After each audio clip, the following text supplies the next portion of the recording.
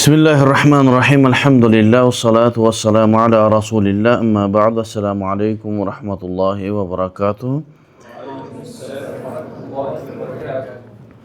Hurmatly studentler, Allah taala barınızdan razı olsun. Жылдын аягы болуп, бардыгыңыздар экзамен тапшырып, бошобой жаткан мезгилде ушул сабакка келгениңиздерге, лекцияга келгениңиздерден Аллахым разы болсун. Негизи бул сабак эч качан токтобошу керек. Дайыма изденүүнүн, сабактын үстүндө болуш керек. Кандай абал болбосун. Ал экзамен болобу, башка болобу. Мен дайыма айтып жүрөм. Устазыбыз чоак устаз менен Меккеде чоак окуп жүргөн мезгилде азыр мына ажыларыбыз бардыгы ажыдан келишти. Машалла, Аллах таала ажыларын кабыл кылсын. Ошо ажылык башталган мезгилде Меккеде өзүнчө бир чоң бир дүрбөлөң башталат. Элдердин бардыгы миллиондогон адамдар Арафатка, Минага Зулхижжанын 8-inde жөнөшөт. Ушундай дүрбөлөңдө ал мезгилде. Ким ажыга барган, араңардан ажыга баргандар болсо билет да, адамдардын бардыгы жөө жалаңдап кетип аткан, машина менен кеткен, автобус менен бардыгы Минага ажылыкка жөнөйт. Супермаркеттер, биздин мына Глобуско окшогон, Фрунзеге окшогон супермаркеттерге кирсеңиз, таптаза эч нерсе жок. Бүтүндөй адамдар алып кеткен. Миллиондогон адамдар чыгып атат да Минага. Ызы-чуу, гайлер үндөрү менен ушундай болуп, ызы-чуу адамдар тытынып атканда, биз Чоак ажы менен Абдул үчөөбүз Шейх Тарык Сардар Алинин үйүнө сабакка кетип. Элдин баары Минага жөнөп атат. Устазыбыз Шейх Тарык Сардар Али ошо ажылык ушондой дүрбөлөң күндө да сабагын токтоткон эмес. Демек, сабак ал экзамен эч нерсе эмес. Экзамен мезгилинде деле сабак кылынып туруш керек. Себеби биздин түшүнүгүбүз, биздин маалыматыбыз күндөн күнгө ашып турушу керек. Ошого галымдардын айткан сөзү бар да, ким бир жума китеп окубай койсо, молдолукка жарабай калат деген. Бир жума китеп окубай койсоң, адамдардын маселесин чечкенге жарабай каласың. Ошон үчүн дайыма изденүүнүн үстүнө турайлы. Бүгүнкү сабак иншалла бизге ректорат тарабынан ушундай бекитилген экен: Ал-Ислам вал мужтама. Коом жана ислам. Коом менен исламдын ортосундагы байланыш. Коомдон исламды бөлөт. Ислам өзүнчө болуш керек, коом өзүнчө болуш керек. Коомго ислам аралашпасын деген. Негизинен коом менен ислам экөө бир. Ислам дайыма коомду туура жолго баштоого эң жакшы чакырык жасаган дин. Исламчалык коомго, элге, журтчулукка жакшы пайдасын тийгизген институт жок. Ошого бүгүн Ал-Ислам вал мужтама. Ислам жана коомчулук шариаттын көз карашында. Иннал ислама динун шамилун ва камил. Ислам дини бул толук кандуу дин. Жашоонун кайсы бир бөлүгүн ислам жооп бербеген бөлүк жок. Ал экономикалык жак болсун, социалдык жак болсун, аскерий жак болсун, бардык жакты ислам өзүнө камтыган. Башкача айтканда, ислам дини коомдун бардык талабына өз убагында өзүнүн жообун бере алат. Лам яктасир аля танзими алакатил инсан би роббихи фахасбу. Ислам бул адам менен Аллахтын ортосундагы мамиле менен гана чектелбейт. Бул намазыңды оку, орозоңду тут, мечитиңе бар, болду эмес. Ислам бул бир гана адам менен Роббисинин ортосунда гана мамиле эмес, бал наззама казалика алакатуху би нафсихи ва усратихи ва мужтамаихи. Ислам ушундай дин, ушундай бир эрежени койгон, өзүң менен өзүңдүн мамилеңдеги эрежени да ислам түзүп берген. Өзүң менен Аллах Тааланын ортосундагы мамиле, үй бүлөң менен болгондо ортоңдогу мамилени ислам эрежесин түзүп берген. Жана коомдогу, жашоодогу эрежелерди Аллах Таала ислам аркылуу түзүп берген. Wa qad jaa al-islamu bi manhajin mutakamilin li bina' mujtama'in salihin. Ислам ушундай эреже, ушундай бир программа менен келди, мутакамил, толук кандуу li bina mujtama. Bir qoomdu bir toora jolgo baştоо üчүн, ошол qoomdu bir tartipke salуу üчүн İslam bir жакшы программа менен келди. Ne? Tasuduhul aqidatus sahihatu vel ahlakul fadila vel adlu vel tekafulu vel taawun. Ушундай нерсени алып келди İslam. Birinci bu mujtama qoomdu toora jolgo баштay турган бул туура түшүнүк İslamda. Экинчиси адеп ахлак. Ала адеп ахлактын эң жакшы адеп ахлагы. Анан qoomдун арасындагы болгон адилеттүүлүк. Андан кийин ат-такафул. Ат-такафул birim-biri koldu azır takaful деген неме чыгып атат го. Міне бирөө кыйналып атса, бирөө жардам берип турат. Ва таавун бири-бири менен жардамдашуу. Эч качан мусулман bir başka bir musulmandı bir kıyınçılığa taşlap koybaydı. Laqad istata'al islamu an yuhawwila ummatan kanat ta'ishu tafarruqa vel jehla vel zulma ila ummatin qadatil alama bil ilmi vel adli vel rahma. İslam ушундай мүмкүнчүлүк болду. Bir qoomго келди, ал qoom kanat ta'ishu tafarruq. Bölünüp jarынган qoom болчу. İlimsizlik qoom болчу. Biri-birine zulumduk kılgan qoom bolчu. Muna ошол qoomdu dünyönü başkara turgan. İlim menen, adilettүүлүк menen жана мээримдүүлүк менен başkara turgan dindi İslam bizge sunuş kılıp alıp geldi. Жашообузда көптөгөн zulumlar var. Azı görüp otasыңар. Dünyadagi zulumlar. Çoң-çoң mamleketler alsız mamleketlerge jön ele basıp kirip atat. İslamda андай nerse eç kaçan болгон эмес. Eç kaçan baydı kembagal memne kılgan эмес, basıntkан эмес. İslam daima adamlarga aldıga жүрүүnü, ilim berүүnü, adilettүүлүктү жана мээримдүүлүктү tututkan İslam. Mimma yadullu ala azamatin nizamil ijtimai allazi jaa bil İslam. Azır şuga dalalat kılgan İslam'dın kanday joldur menen gelgen, kanday erejeler menen gelgen degen, al qoomu kanday paydası diyet, ошол boyunca süylösöz. Mafhumul mujtama'i fil İslam. İslamdagı qoomdun түшүнүгү kандай? İslam qoomdu emne dep түшүnөt? Al mujtama'u fil İslam huwa jama'atun minen nas. İslamda qoom degen nerse adamlardan bolgon bir cemaat. Tecma'uhum rabitatul aqidati vel qiyami vel ahlak. Alardı emne baylap turadi biri-birine? Aqida, işenim, Kudayga bolgon işenim, jana uluu jogorku adep ahlak ve yetaawanuna fima beynehum ala tahqiqil hayr ve salah. Biri-biri menen daim ortada jakşılık boluu üçün mamleleşip duruşat. Musulman daima qoom menen birge boluunu çakırat. 5 mal namazda meçitbege barıp oku, qoom menen birgesin. Cumasına bir jolu cuma meçitine bargın. Bul em erkeklerge baylanıştуу masala. Barıp ayallar uyda oturat dedik. Ayallar uydun baldardı tarbiyalay turgan ene uyda oturgandığı aga jakşıraak dedik. Sebebi erkekler bul jaktan ukkan malumattарын uyga jetkizip turusu gerek. Demek bir cumada bir günde 5 jolu qoomdogu bilimdike çakırsa bir cumada bir jolu cuma. Hani bir yılda 2 jolu ayet namazına çoğulabız bütünde musulmanlar. Andan da çoğurak çoğuluş bul acılıkta dünya yüzü boyunca çoğuluşat. Biri-biri menen bekem boluusuna jana ынтымакта болуусуна чакырган. Намазга уруш үчүн барасыңбы? Айытка уруш үчүн барабы? Жумага талаш тартыш.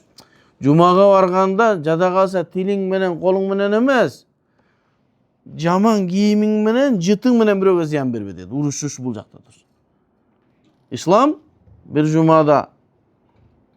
Jumага musulmanдар çoğultkanda sen kiyimingdi, eng jakşı kiyimingdi kiyip bargın, anan keyin jakşı atırыңды sebinip juunup. Sünnet cuma günü juunup barışın. Demek çoğulu musulmandardын biriktирүүsü daim jakşılık üçün. Jana ortodogу bir ынтымакты байлоо üçün. An üçün сөзсүз түрдө биздин ортобузду байлаган туура акыйда керек. Эгерде бизде туура акыйда болбосо, Cuma'ga varıp dağı biri-birini jek görüp gelesin. 5 maal namazga barıp dağı bir-biringdi jektep kelesin. Ajıga barıp da ошондой. Men ошо көрүп эле жүрөбүz. Жумага барганда сенин жаныңда отурган адам эгер акыйдасы башкача, ахлу суннанын акыйдасы болбой турган болсо, ошол жерде сен менен түртүшүп жаман көрүнүп турат. Сен намаз окусаң, сен тебелеп арка жака өтөт. Жума дагы мына ошондой. Айытка барып атканда дагы талаш. Коомдо баланча күнү айыт болду, муфтият ушундай бекитти десе, ошол жамаат башка нерсени баштайт. Жок, балан жакта көрүлүптүр, буну карабаш керек. Biz özüçө namaz okuşubuz gerek, же болбосо туура эмес кылды, шарият бузулду деп.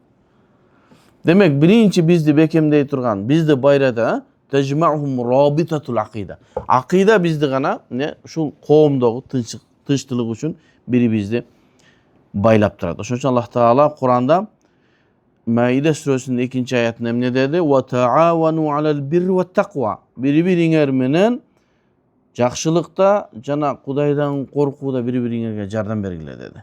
Ва ла таавану алал исми вал удван.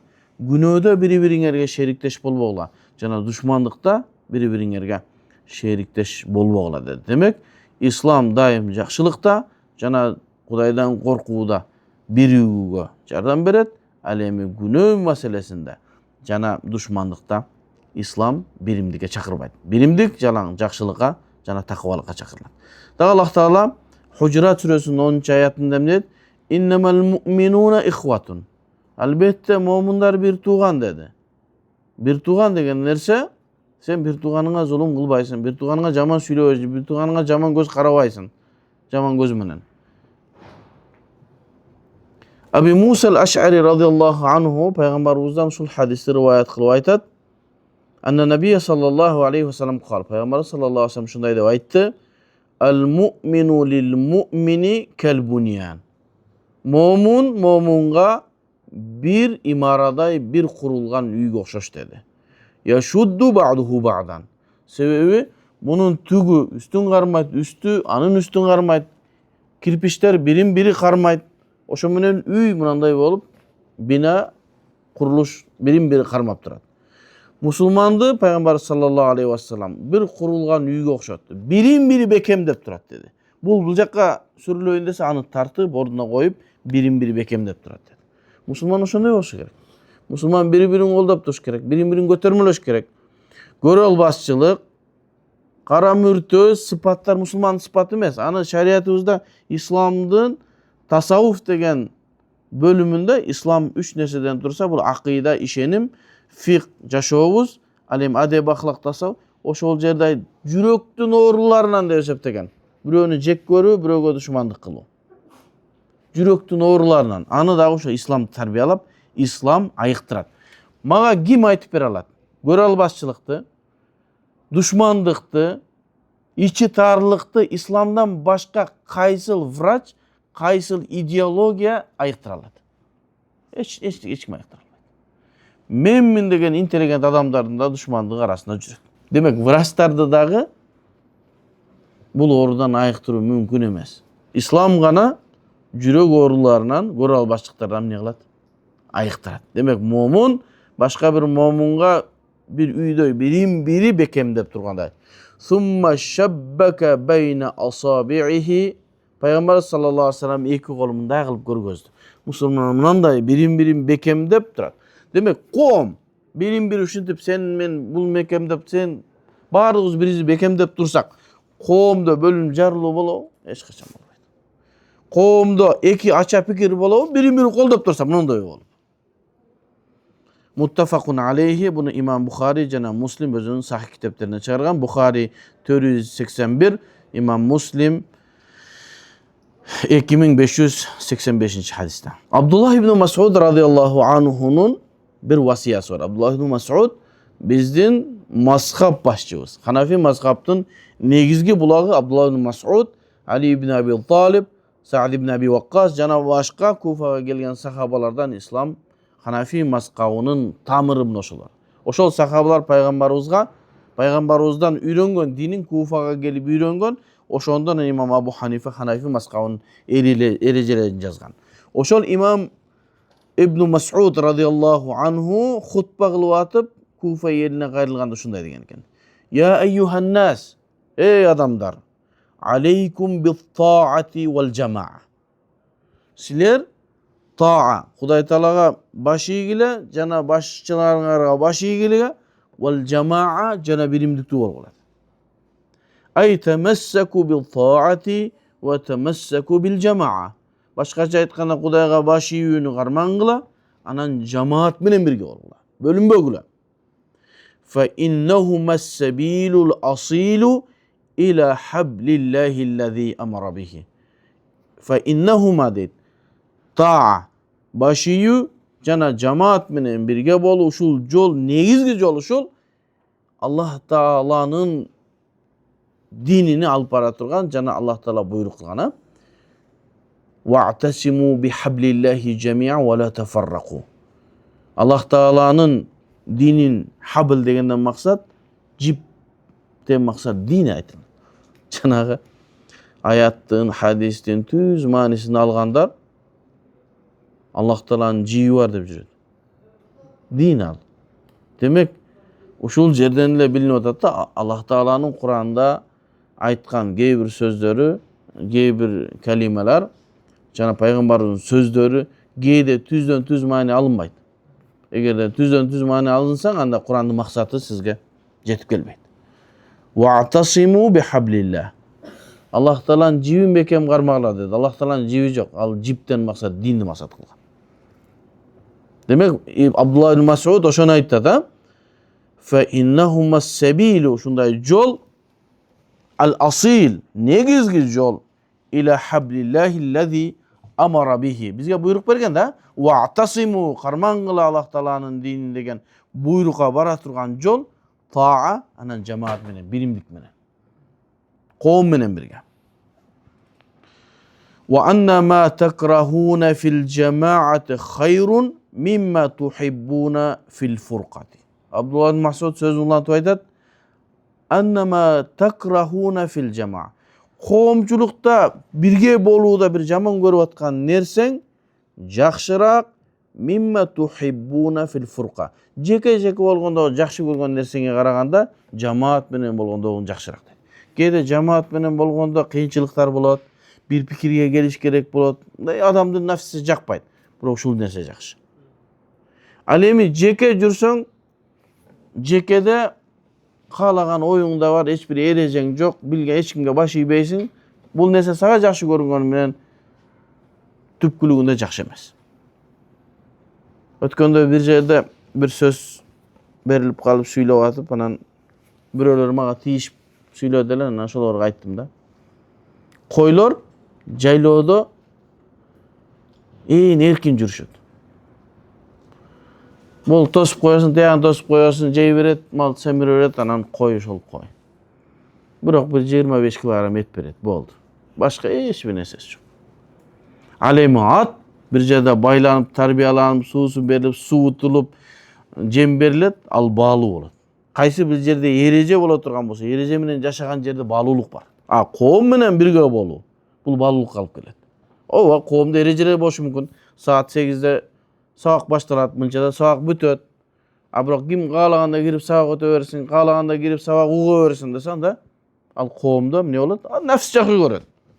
Бирок ал коом үчүн пайдасы жок. Демек, Абдулла ибн Мас'уд не деди? Жамаатта бир нерсени нафсиңер жаман көрүп атса да, ошол нерсе жакшы. Жеке болгондо силер жакшы көргөн нерсеңерге караганда дейт. Wa anna ma takrahuna fi ijtima'ikum ahabbu ila Allah ta'ala min tafarruqikum. Anna ma takrahuna fi ijtima'ikum. Sizlerden jaman görüp biro jamaat menen bir pikiri bir bolup, koomda bir pikirde bir boluunu eňse oşoga joluğuň ahabbu ila Allah Allah'a jakşyrak ошол нерсе bölünüp jaranganyna karaganda deydi. Bunu Şerh Usul İ'tikad Ehl-i Sünne İmam Lalakaî 1. tom 35. bette şul bayanda aytdı. Ve min huna yetebeyyenu enel mujtema'l İslami la yaqumu ala masalihil maddiyeti vahdaha. Buna şul nerselerden bilip algıla, İslam qoomçuluğu, İslamdagı qoomçuluktu tüzүү bir gana maddi akçaga, anan bir kızıkçılıklarga kuralıngan emes. İnnema yaqumu ala rabitatil iman vel uhuva ve taawun. İslam emnege baylaptı? Rabitatil iman. İmanda bir işimiz gerek. Bir tuğanlıkta bir işimiz gerek. Jana bir-birimizge jardam berүүдө bir işimiz gerek. Ususul mujtama'al islami. İslami qoomçuluktun negizleri neler? Kantkende İslami qoomçuluk bolabыз. Qoom menen İslam kanti biriget. Birincisi akidatu vel iman. Biz qoomdan bir akidaga, bir maselege toplasa qoomumuzda bölünmçarı bolbaydı. Azır görüp atabız, keybir jamaatlar var. Musulman, Kırgız, birok seni menen gelişkisi düşman. Sen ölüp kalsan sen janazan emes, sen başın teyip ötkөнгө dayın. Emnege? Sebebi akidabız birge emes. Ahlus sunna vel cemaat akidasında hiç bir meselesinde biröөгө ziyan berүү жок. Ahlus sunna vel cemaat akidasında. Biröөнү kafir kılуу bizdin milletimizden emes. Emnege kafir kılabız? Bir musulman bir tuğabız. Kaçan gana özü la ilahe illallah Muhammed Resulullah degen kelimeni buzup çıksa ondan keyin ayla jok aytabız.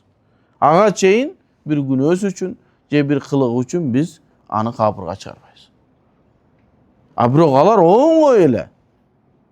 Seni kapırga çıkarıp oňoý ele seni bidatçıga çarpıp koydu. Oňoý ele seni anın akidası bizdin bir tuğanbız degen İslamdın negizi çakırı var, al mu'minun ihva degendi. Anın akidası oşo bir tuğanım degen түшүнүк alып bara albayt. Sebebi buzuk akida, jasalgan akida. Jasalgan akida degen kanday? Birөө tarabынан jasalıngan. Taң kalasың da. Başka akidadagı ahlus sunna vel cemaatdan başka akidadagılарды karap көрgülө. Ayalı menen güyösü jaşay alбай kalgan. Atası menen balası bir pikirge kele albayt. Bir tuğandar bir pikirge kele albayt. Koşunası menen bir pikirge kele albayt. Meçitteki bir tuğandar menen bir pikirge kele albayt. Mamleket menen de bir pikirge kele albayt. Daima karşılıkta var. Sebebi anın arkasında Allah özleri bilbegen abalda biröөлөрдүn kuurçağı. Ben daima aytıp kelem da. Oşol toora emes akidadagı түшүнүк atayın jasalıngan. Emnege men bir misalды keltirdim da. Biz Mekke'de okup жүрgөнүбүzdө ustazыбыз Şeyh Tarık Sardar Ali degen çoğun alımdın aslında sabak okuyterek Hanafi maskabının baldары gelip okuyt. Biz Kırgızstanlıklar, şu ustaz jana başkalar. Maliki maskabındagı studentler gelip okuyt. Mындай жөн атында Maliki, atında Hanafi emes. Çындап Hanafi maskabı Maliki maskabını karmangан балдар. Ошонун tarikatı, ошонун ilimin okugan балдар. Hanbali maskabı, Şef, 4 maskab bir ustazın aslında okuyuyoruz. Birok bizdin arabızda da bir hiç kaçan bir konflikt bolgon emas. Şeyh Tarık Sardar Ali ustazыбыздын ушунчалык мындай саясатына таң калат элем да. Şam menen Kuptan'da ошол жерде окучук. Үйүндө, сабак окуган жерде. Şamga Şafii imam bolsa, Kuptan'a Maliki imam bolot болчу. Şeyh Tarık öz imamдыкка чыкпайт эле, балдар чыгарат эле. Илимдүү балдар да. Ынтымак эле жашайт элек биз. Бирок, мынау кебирки жамаат. Sen аны менен бирге албайсың.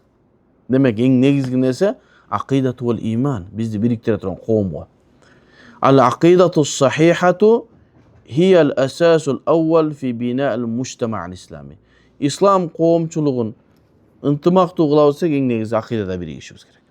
İz tuvahhidu qulub ve tuvajjihu suluk nahwu ta'atillah. Mine жүрөктөрүбүздү акида бириктирет. Кайсыл улутуңа карабастан. Özbek menen Kırgız akidaң birge bolsa сүйлөшө аласың. Немис менен Кыргыз акидаң birge bolsa сүйлөшө аласың. Бирок акидаң башка боло турган болсо Кыргыз менен Кыргыз эмес, аял менен сүйлөшө албай каласың. Мен bir жигитти билем, менин досум. Аялы ошондой жамаатка кирип кеттир.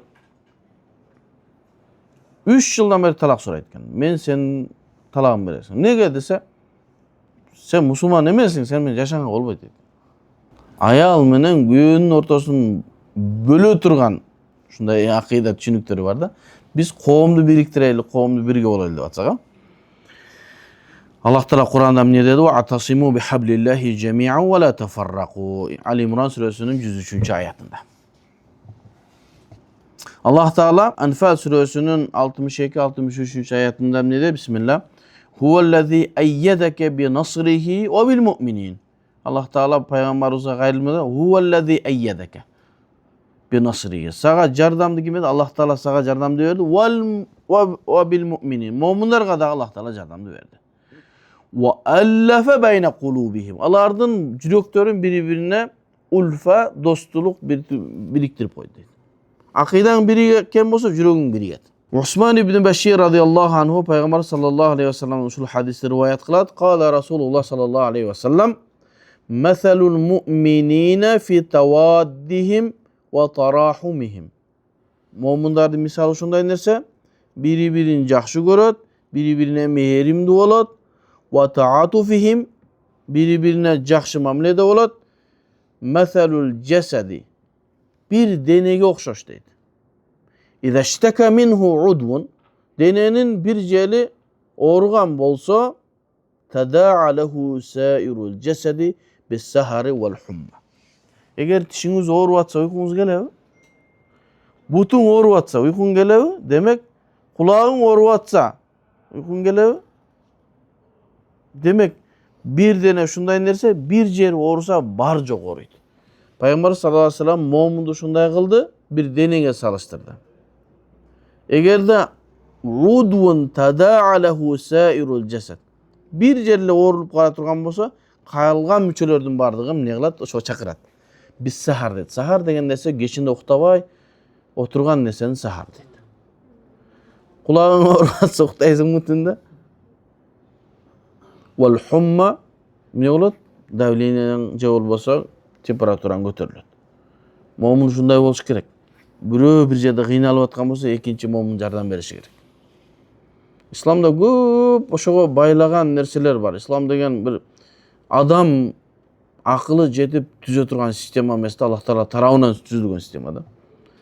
Байлыкты бирөөгө берди, бирөөнү кембагал кылды.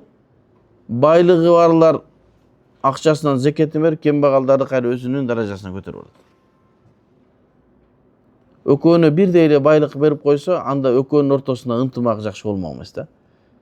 Бирөө байлык берди, ал закетін берди, ынтымагы сонун болот. Кыйналып аткан адамга бирөө закетін берсең, кандай сүйүнөт? Карыз деген маселени чыгарды. Бирөө карыз бересиң, анын мукабилине эчтеке албайсың. Эгер алсаң, риба болот, сүткөрлүк, арам болот. Bir тууганың кыйналып ата, акчаңды гана бер. Карызга бер.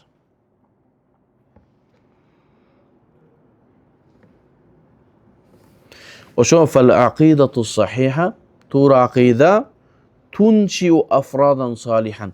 Jeke adamdardı jakşı kılıp salih kılıp tarbiyat çıkan. Sen akidan jakşı olsa sen bir jakşı adam boldun.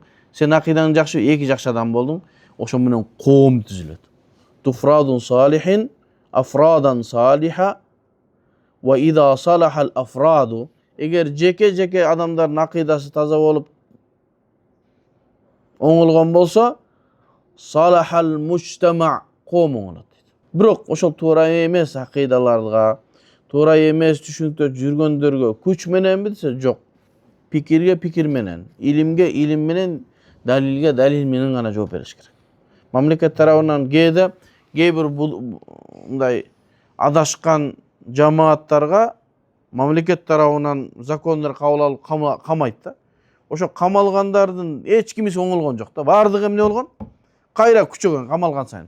Demek pikirge pikir beriliş gerek. Dalilge dalil beriş gerek. Anın üçin size ilim alışınglar gerek. İlimdi bekem alış gerek bolot. Tereň alış gerek bolot. Oşolardyň har birine özüňden garmap atkan akidaňdan tuura ekenini düşündürüp berişiň gerek. Özüň garmap atkan maskabyň tuura ekenini düşündürüp berişiň gerek. Alardyň tuura emes ekenligini düşündürüp berişiň gerek. Dalil kaçan gelse padişalar başı yet. Dalil tuura alıp gelinse özünü jolu menen. Padişalar başı yet. Oşon üçin men sabaklarıma eger görüp жүрсөңөр, maga pikir aytkandar köp da. Şolaryň baryny aytam da, eger men tuura emes aytkan bolsam, gel söýleşeli. Menin ofisim var bir yerde, meçitte bir yerde sabakka gelgile. Hiç kim gelmeydi. Emneye gelmeydi? Alamatül istifham. Bir nesesi var. Abrar Muhtar degen Özbekistanlık bir kıyım var. Abrar Muhtar degen şerde nemede turat dedi. Maraka nemede stadionda turat dedi. Kılıçın almam. Gel dedi. Kim gelesin dedi. Turat dedi. Abrar Muhtar degen atı menen Batır turat dedi. Gel dedi. Hiç kim baramaz. Emnege? Alamatül istifham. Ekinci bizim kovumdu. İslam şunday turat taza kovumda baylay alat. Bu adl. Adiliyettülük menen. Qaysi жерде адилеттүүлүк боло турган болсо, ошол жерде коом оңолот. Al-adlu asasul umran wa istiqrarul mujtamaat. Bir коомдун өсүүсүнө жана ошол коомдун бекем болуусуна адилеттүүлүк эң негизги нерсе. Lizalika amarallahu bihi wa ja'alahu min a'zamil wajibat. Ошол үчүн Аллах Таала адилеттүү болгула деп буйрук берип, жанагы эң мойнубузга жүктөлгөн уруу важипаттардын бирөөсү важип кылып койду. Adilеттүү болуу. Adilеттүү аялың менен күйөөнүн ортосундагы адилеттүүлүк, балдарыңдын арасындагы адилеттүүлүк, досторуңдун арасындагы адилеттүүлүк, бир туугандардын арасындагы адилеттүүлүк, кое бер ата энең менен адилеттүүлүк. Ата энең да биринен бирин жогору койбойсуң, бардыгына бирдей мамиле кыласың. Болгону гана шариятыбызда апаң чакырып калса, атаң чакырып калса деген гана маселелер бар. Атак ислам ата энеге адилеттүү мамиле караган. Ата энелерди балдарга адилеттүү мамиле кылууну. Мамлекет башы өзүнүн астындагы элине адилеттүү болуш керек. Ал ким болбосун. Ошол үчүн мен ачыктап айтайын, ал-адл, адилеттүүлүк деген эмне десе, хуа инсафун нас, адамдардын инсаптуу болуусу, ва и'тауху куллу вахидин хаккаху. Ар бир адамдын акысын өзүнө берүү ушу адилеттүүлүк. Дуна зулмин ва тамизин. Бирөөгө зулумдук кылбастан, айырмалабастан өзүнүн акысын берсең, ошо адилеттүүлүк болот. Умран деген нерсе хуа тақаддумул мужтама. Мужтама элдин алдыга озуусу, элдин алдыга жылуусу, өнүгүүсү. Ва издихаруху ва бинад-дуал. Мамлекетти куруусу жана гүлдөп өсүп өнүүсү бул адилеттүүлүктүн эң негизги нерсе. Истиqrarul mujtamaat. Bir коомдун эч кандай бир талаш тартышы жок, митинги жок туруусу ошол мамлекеттин өнүгүшүнө алып келет. Коом тынч боло турганса мамлекет өнүгөт. Ошол үчүн истиqrarul mujtamaat huwal amn wal hudu wa adam wujudul fawda aw ittirab. Адамдардын арасында талаш тартыш, митингдер, жанагындай ызгычуулар болбойт. Ошондо мамлекет өнүгөт. Демек ислам мамлекеттин өнүгүүсүнө коомду ынтымактуу болуп туруп жашап, тынч болуп мамлекеттин өнүгүүсүнө шарт түзүп берүү экен. Себеби Аллах Таала Куранда эмне деди? Инналлаха я'муру бил адли вал ихсан. Аллах Таала адилеттүү болууга жана ихсан менен мамиле кылууга чакырат. Фал адлу яхфазул хукук. Адилеттүүлүк бул адамдардын укугун сактап берет. Бирөөнүн акысына бирөө кирбейт. Ва ямнау зулм. Зулумду адилеттүүлүк жокко чыгарат. Ва юши'у тумаънинату байна афрадил мужтама. Жана ар бир коомдогу адамдардын жүрөгүнүн тынчтыгына алып келет. Болду, менин акым эч качан тебеленбейт деген түшүнүккө алып келет. Андан кийин үчүнчүнү айтышы менен токтотоюн. Al-ukhuwatu wat-takaful ijtimai. Міне бир туугандык деген нерсе коомду ислам ушундай кылып тарбиялайт. Min ahammu khasaisil mujtama' al-islami al-ukhuwatu baynal mu'minina. İslamdın en negirgi artıkçılıkları bul ne? İslamdagı bir tуугандык. Allah Taala Kur'an'da Hucurat Suresinin 10. ayetinde innemel mu'minuna ihvatun. Elbette mu'minler bir tuğan dedi. Jana ansarlardı. Madina'dagı sahabalardı sıpatlap Allah Taala Haşr Suresinin 9. ayetini aytkan. Uşul menen sözümde ayaktayın. Adamların uykusu gelip başladı. Peygamber sallallahu aleyhi ve sellem mene Madinaga bargandan keyin Mekkelik менен Мединалыктарды бир туугандык кылган. Мынакей коомчулукта исламдын биримдик болууга чакыруусу. Себеби Меккеден баргандар колунда акчасы жок, үйү жок, капырлардан качып баргандар, эч нерсеси жок. Мединалыктар менен бир тууган кылды, бирин бири колдоп, бирин бири жөлөп, мураккатта жашоочу. Ошентип сахабалардан 2 сахаба бири-бирин тууган кеткенден кийин үйүнө барып, аялына айтат: "Мен ушундай коногум келди, тамак бар, үйүндө тамак жок. Балдарга деген азыраак гана арпанын унунан болгон бир нерсе бар. Балдар бербесек ачка" дейт. "Сен балдарды уктат" дейт. "Конокко берейин ошол тамакты. Адилеттүүлүктү караң, коомдогу жеке мамилелерди караң. Аларды эмне бириктирди? Акыйда бириктирди." Балдар ыйлап жатып уктап калды. Жана тамакты алып келди дагы ансар чыракты дасторкондон алысыраак койду. Себеби тамактын аз экендигин жашырышы мүмкүн, же болбосо өзү жөндөн-жөн кашыгын сунуп, коногум жесин деген ишарат. Ошентип экөө тамак жеп эртең турса, ансар дагы кашыгын жөнүнө апарып келе берген, мухажир дагы кашыгын жөнүнө апарып келген. Тамактан эч ким жерген эмес. Эртең мечитке барса, пайгамбар саллаллаху алейхи вассалам экөөнү чакырып, "Экөөң эмне кылдыңар? Силер үчүн Аллах Таала мага Курандан аят түшүрдү" деди. Ал ошол аят кайсы аят? Хашр сүрөсүнүн 9-аят. "Ю'сируна ала анфусихим валау кана бихим хасаса" деген аят түштү.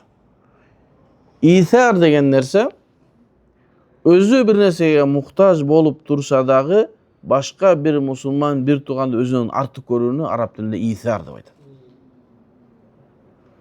Ю'сируна ала анфусихим, өзлөрүнүн нафсинен дагы жогорураак көрөт, алдын көрөт. Кимдер? Ошо экөөнү сыпаттады. "Валау кана бихим хасаса", өзлөрү ошол нерсеге муктаж болуп турса дагы өзүнүн мусулман бир тууганын өзүнөн жогору көрөт. Ал-исар өзү бир нерсеге муктаж болуп турса дагы башка бир тууганына берүү. Исламдын чакырыгы мына ушул. Умар ибн Хаттаб радиаллаху ибн Умар радиаллаху анхудан бир риваят келген экен. Муну имам Муслим өзүнүн сахих китебинде риваят кылган. Анна Набия саллаллаху алейхи вассалам кал: "Ал-муслиму ахул муслим". Мусулман мусулмандын бир тууганы. "Ла язлимуху", ага зулумду кылбайт. "Ва ла яхзулуху, ва ла яхкируху". Аны муктаж болуп атканда таштап койбойт, жана аны келе-келеп күлбөйт дагы. Мусулман ушундай болуш керек. Эгер коомубуз ушундай боло турган болсо бардыгы, анда кандай коом болобуз биз? Демек, ислам коомду эч качан өзүнөн бөлбөйт. Коом менен ислам экөө бир жашаш керек. Коомго исламдын пайдасы гана тиет, эч качан зыян тийбейт. Аллах таалам баарыбыздан ыраазы болсун.